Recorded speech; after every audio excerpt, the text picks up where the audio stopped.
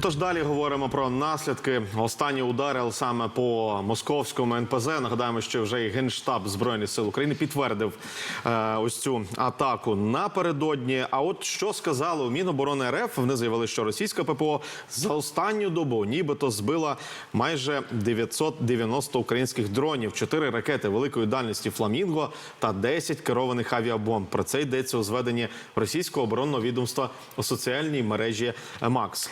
Ну і також і мер Собянін прокоментував, наскільки відомо, так? Так, міський голова російської столиці Сергій Собянін заявив, що пожежу, яка виникла внаслідок ударів українських дронів по московському НПЗ, нібито вдалося локалізувати. Водночас опоненти російської влади висловили своє бачення ситуації на тлі цих атак Збройних сил України про те, що пожежу буцімто вдалося приборкати.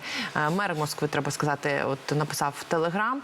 Генштаб Збройних сил у Фейсбуці ж підтвердив, що вночі проти 18 червня українські сили повторно уразили московський нафтопереробний завод у Росії. Отож, які наслідки, чи приборкали там полум'я? Насправді, можливо, більше інформації розкаже нам наш гість. Це директор з розвитку оборонного підприємства, офіцер повітряних сил у резерві Анатолій Храпчинський. Пане Анатолій, вітаємо вас. Вітаю. Пане Анатолію, як щодо масштабів ось цього удару, завданого по російській столиці, які тут у вас зауваги? Ну, давайте, мабуть, почнемо з того, що ми пройшли третій і другий ешелон протиповітряної оборони Московської області, тобто велика бетонка і мала бетонка. За 15 кілометрів до Кремля було здійснено удари по одному із найважливіших НПЗ на території Москви, тому що це умовне НПЗ, яке забезпечує Москву і Московську область основними видами палива.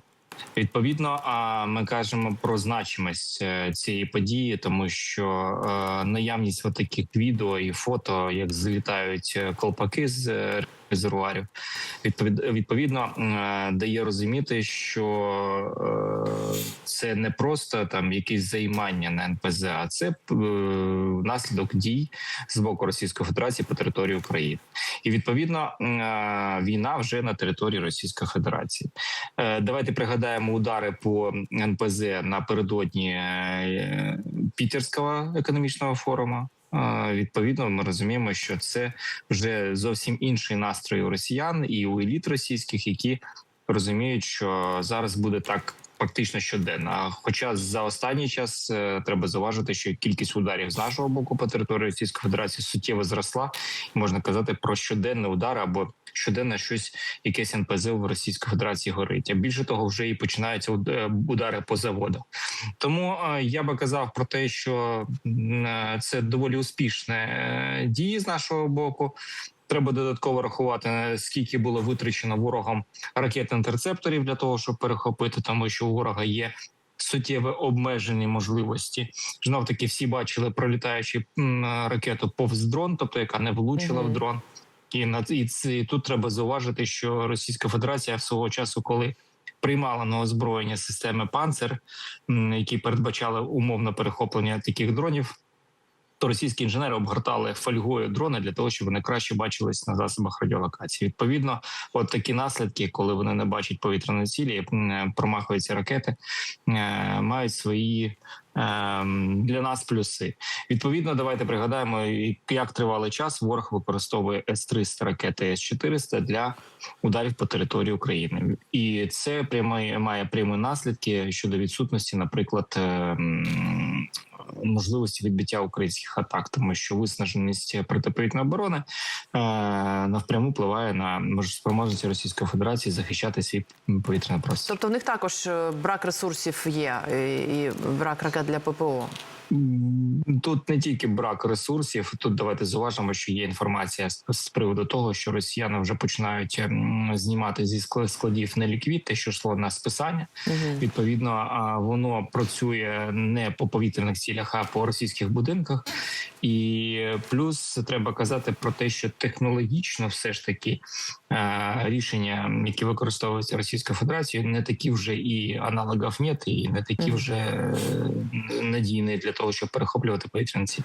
Дивіться, в Міноборони РФ заявили, що російська ППО за останню добу там збила 992 українські дрони, 4 ракети «Фламінго», 10 керованих авіабомб.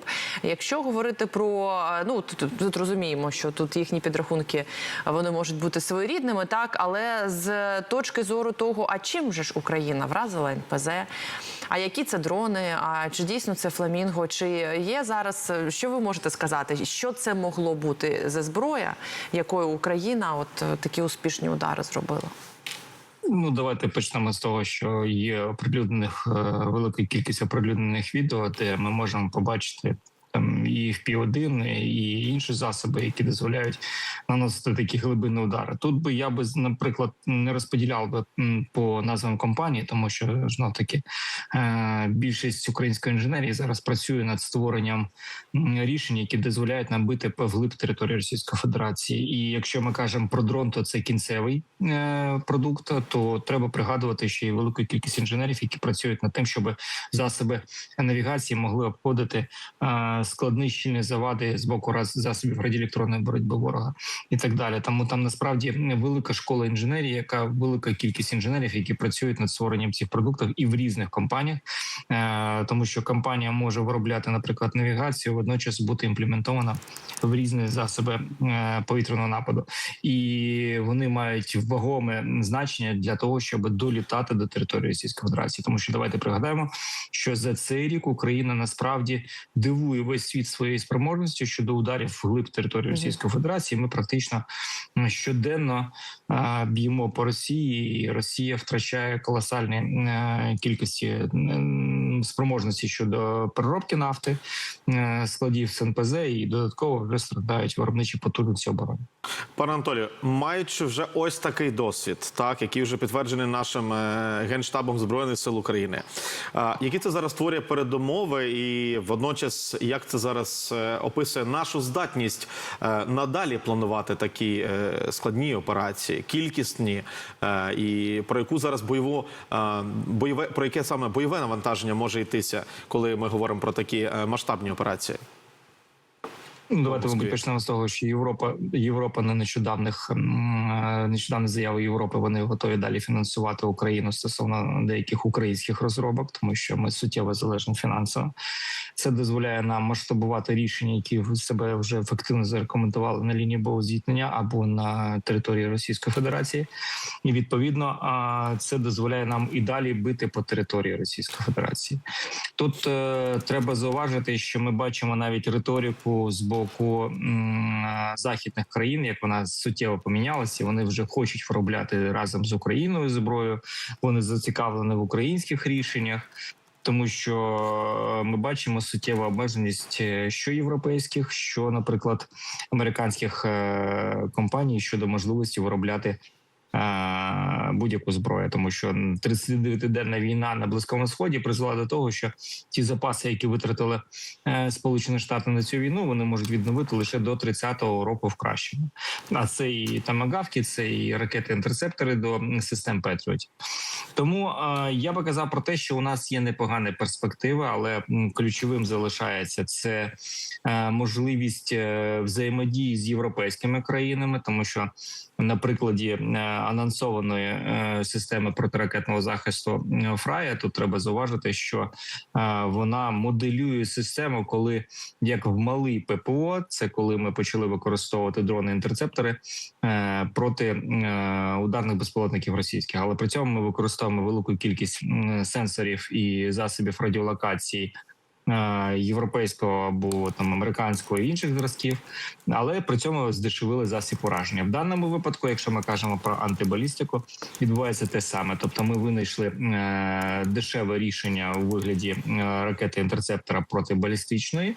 Водночас ми потребуємо засобів радіолокації систем наведення, які можуть надати нам безпосередньо вже наші європейські партнери. Тобто взаємодія і трансфер технологій між країнами – це, мабуть, найголовніше, куди ми повинні рухатися. Так, тому що зараз, буквально зараз ми працюємо... Да. Прошу, завершіть думку. Да, я просто хочу пояснити вчергове, що ми зараз суттєво обмежені щодо експорту озброєння, експорту технологій. А тут треба будувати зелений коридор серед країн, які допомагають нам активно, і створювати сумісні можливості і пошук, мабуть, сумісних інженерних рішень, які дозволять нам пришвидшити деякі етапи розробки нашої зброї. Буквально на сам кінець. Це інформація від військового порталу Defense Express, те, що країна-агресорка Росія після української атаки на Москву напередодні, ймовірно, буде посилювати протиповітряну оборону столиці. І що примітно, буде вона робити це за рахунок інших регіонів, згортуючи звідти ППО і посилюючи тим самим столицю. Ось так проаналізували військові аналітики. Як ви гадаєте, як це може надалі посприяти нашим далекобійним можливостям? Тим, що Росія оголяє регіони, але посилює Москву. Хвилинка на завершення. Да, Росія давно оголяє більшість своїх територій щодо систем протиповітряної оборони. Треба зауважити, що, наприклад, той самий Мурманськ, який є ядерною, входить в ядерну тріаду Російської Федерації, зараз прикривається здебільшого корабельними засобами радіолокації протиповітряної оборони. Тому я би сказав як у підсумку, що російська система протиповітряної оборони з ешелонованою системою стає секторною, тобто вона суттєво зменшується в розмірах, і відповідно часу на прийняття рішення перед такому секторному захисту замало для того, щоб якісно відбувати атаки. Тому це нам на руку, але і нам далі треба працювати по російських системах протиповітряної оборони, щоб знищувати їх. Дякуємо вам. Тут можемо лише додати, як фінал нашої розмови, що нагадаємо, що в Парижі стартувала виставка озброєння, так, де будуть представлені в тому числі фламінго, і очевидно, що до українського куточку, так скромно скажу, буде прикута так само велика увага. Дякуємо вам, пане Анатолію, що долучилися. Анатолій Храпчинський, директор з розвитку оборонного підприємства, офіцер повітряних сил у резерві. І говорили ми про удари по московському НПЗ. Чим могла атакувати Україна, які наслідки?